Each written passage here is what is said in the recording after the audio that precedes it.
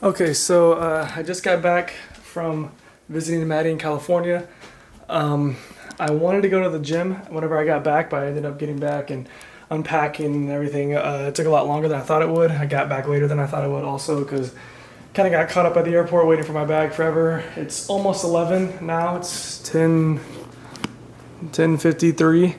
Um, so I'm gonna try to just make a short little video. I have no idea what I'm gonna talk about yet. I'm starving right now. I'm gonna make some dinner, eat, think about what I'm gonna talk about. I think I'm going to maybe read some verses and then talk about the Bible a little bit. I'm not certain. It might be something completely different. So if I pivot, then I pivot. But I'm thinking that's what I'm gonna talk about. It's gonna be a relatively short video, maybe just a couple passages.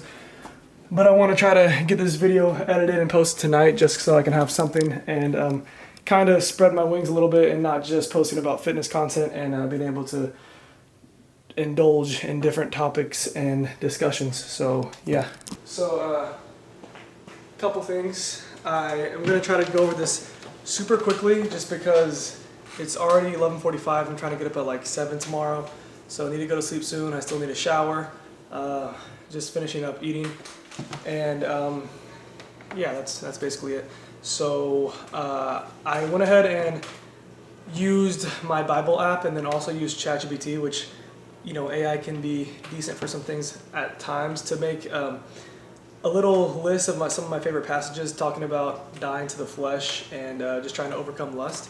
And that's been something that I've been struggling with a lot myself. I don't want to say recently because I think here recently I've overcame it a little bit more than I had been in the past. I definitely used to struggle with it a lot more, but if somebody is dealing with or struggling with that now, hopefully some of these little tidbits that I use to help myself can maybe help you guys as well. So yeah, let's get into it. I'm gonna be super quick, try to be done in like 5 to 10 minutes. Yeah, so the first one that I liked is Job 31:1. It says, "I made a covenant with my eyes to not look lustfully." And this is just kind of dying to the flesh personified. Basically saying Job didn't wait until temptation showed up. He made a decision beforehand. So it's kind of like almost a promise to yourself. I think that a lot of people that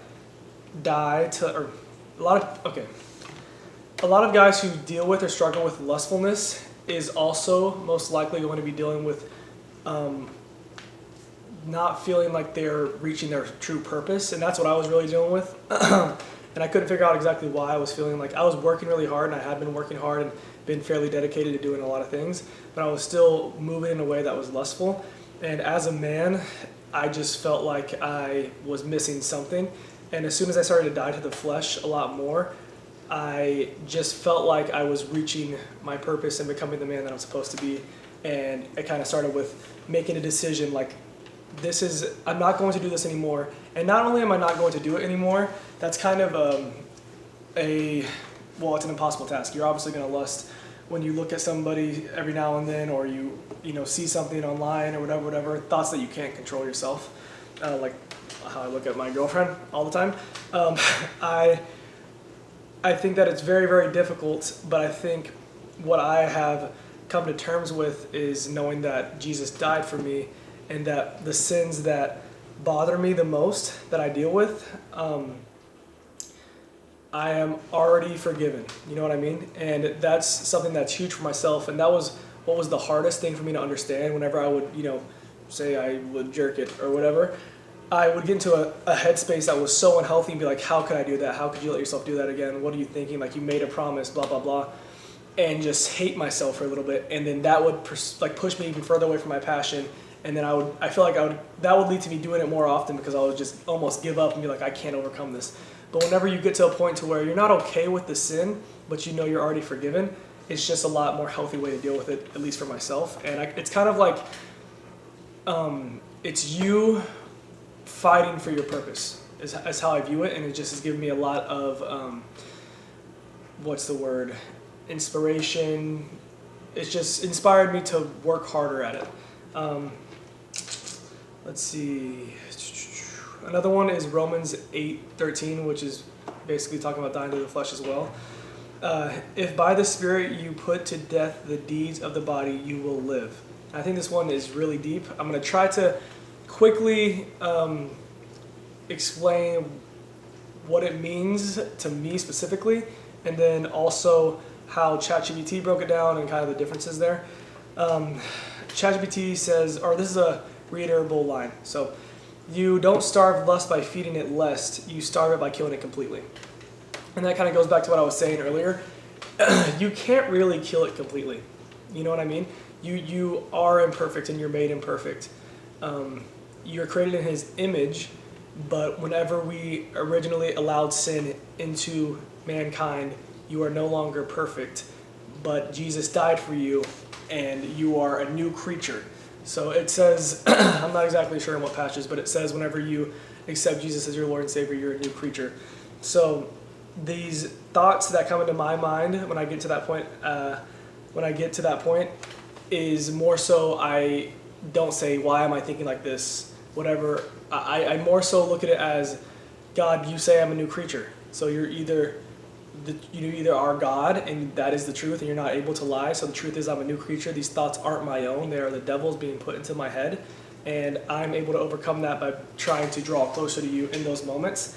And literally the easiest thing to do, if you can, I know what it's like, because whenever you're a man, once you get into that mode, nothing else matters. Every single boundary you've set for yourself, every single tidbit that you've put at hand, and you said like, okay, whenever I feel this, I'm gonna do this or this or this, and then when you get into the moment, you're just like, you forget all about it.